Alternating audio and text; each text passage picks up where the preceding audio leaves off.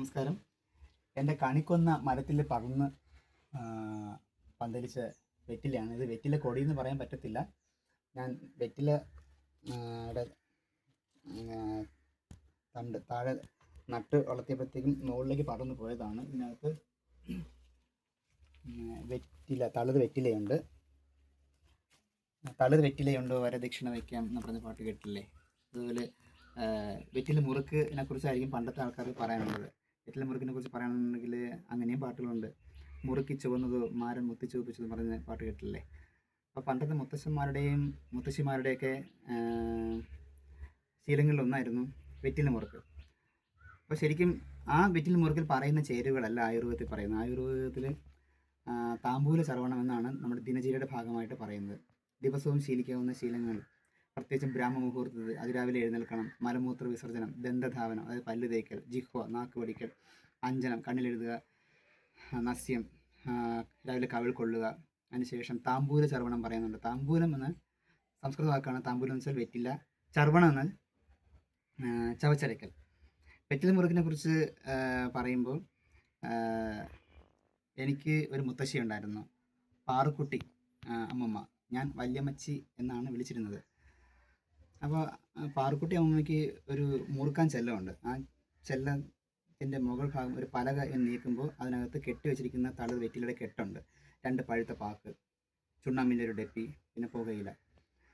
ഇത് എല്ലാം കൂടി ഇടിക്കാനായിട്ടൊരു കല്ലുണ്ട്. ഇടിച്ച് ചതച്ച് വായിക്കകത്തിട്ട് ചവച്ചരയ്ക്കുന്നത് കാണാൻ നല്ല രസമാണ്. പിന്നെ കുറേ കഴിയുമ്പോഴത്തേക്കും ചുവന്ന് നീട്ടിത്തുപ്പും. പക്ഷേ ഈ പറഞ്ഞ ചേരുവകളിൽ പുകയിലയും ചുണ്ണാമ്പും ആയുർവേദത്തിൽ പറയുന്നില്ല.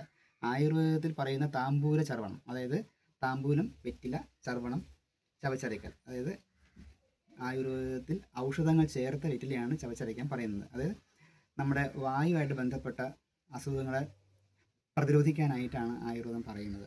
അപ്പോൾ അതിനകത്ത് വെറ്റിലയോടൊപ്പം പഴുത്ത പാക്ക്, ഏലക്ക, ഗ്രാമ്പു, ജാതിക്ക, പച്ചക്കർപ്പൂരം ഇത്രയും സാധനങ്ങളാണ്. ഇതിൽ വെറ്റിലയെക്കുറിച്ച് പറയുകയാണെന്നുണ്ടെങ്കിൽ ഉമിനീർ ഗ്രന്ഥിയെ കൂടുതൽ ഉൽപ്പാദിപ്പിക്കാനും നമ്മുടെ ദഹനത്തിനെ സഹായിക്കാനും വെറ്റിലയ്ക്ക് കഴിയും. പ്രത്യേകം ശ്രദ്ധിക്കേണ്ട ഒരു കാര്യം, പുകയില പോലത്തെ രാസവസ്തുക്കൾ ഒഴിവാക്കണം എന്നുള്ളതാണ് എൻ്റെ ഒരു അഭിപ്രായം. അതേപോലെ ഏലക്ക, ഗ്രാമ്പു, ജാതിക്ക, പച്ചക്കർപ്പൂരം ഇത്രയും സാധനങ്ങൾ നമ്മുടെ വായുനാറ്റം അകറ്റാനും നല്ല മണം, സുഗന്ധം ഉണ്ടാക്കാനും സഹായിക്കും. മോണരോഗങ്ങൾ ഒഴിവാക്കും. മോണരോഗങ്ങൾ ഉണ്ടാകില്ല ഇത് ദിവസം ശീലിക്കുകയാണെന്നുണ്ടെങ്കിൽ. ചികിത്സയെക്കുറിച്ച് നമ്മൾ പറയുകയാണെന്നുണ്ടെങ്കിൽ രക്തസ്രാവം, വായിൽ നിന്നും മൂക്കിൽ നിന്നുമുള്ള രക്തസ്രാവം, ദാഹം, തലചുറ്റൽ, ബോധക്ഷയം ഇങ്ങനെയുള്ളവർ വെറ്റിൽ മുറുക്കാൻ പാടില്ല. അതായത് താമ്പൂല ചർവണം ചെയ്യരുതെന്നാണ് ഗുരുക്കന്മാർ പറയുന്നത്. ഇങ്ങനെ വെറ്റിലയെക്കുറിച്ച് നമുക്ക് ഒരുപാട് പറയാനുണ്ട്. നമ്മുടെ മുറുവെണ്ണയിലെ പ്രധാന ചേരുവയാണ് വെറ്റില. വെറ്റിലോടൊപ്പം ചുവന്നുള്ളി, കറ്റാർ വാഴ, ശതവരിക്കിഴങ്ങ്, തറുതാവൽ, പിന്നെ ഒങ്ങിൻ്റെ ഇല, മുരിക്കിൻ്റെ ഇല ഇതൊക്കെ ചേർത്ത് നമ്മൾ മുറുവെണ്ണ തയ്യാറാക്കും. ഇടിക്ഷതം ഒക്കെ പറ്റുമ്പോഴത്തേക്കും മുറുവെണ്ണ കാച്ചുവൽ മുറുവെണ്ണ ഉണ്ടാക്കാനായിട്ട് ഞാൻ ഇതിൽ നിന്ന് വെറ്റില എടുക്കാറുണ്ട്.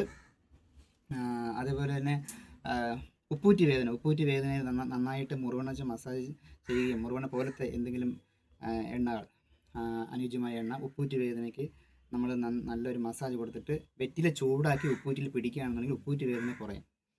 ഓക്കെ, ഈ വീഡിയോ നിങ്ങൾക്ക് ഇഷ്ടമായെങ്കിൽ ലൈക്ക് ചെയ്യുക, എൻ്റെ ചാനൽ സബ്സ്ക്രൈബ് ചെയ്യുക. ഓക്കെ, നന്ദി, നമസ്കാരം.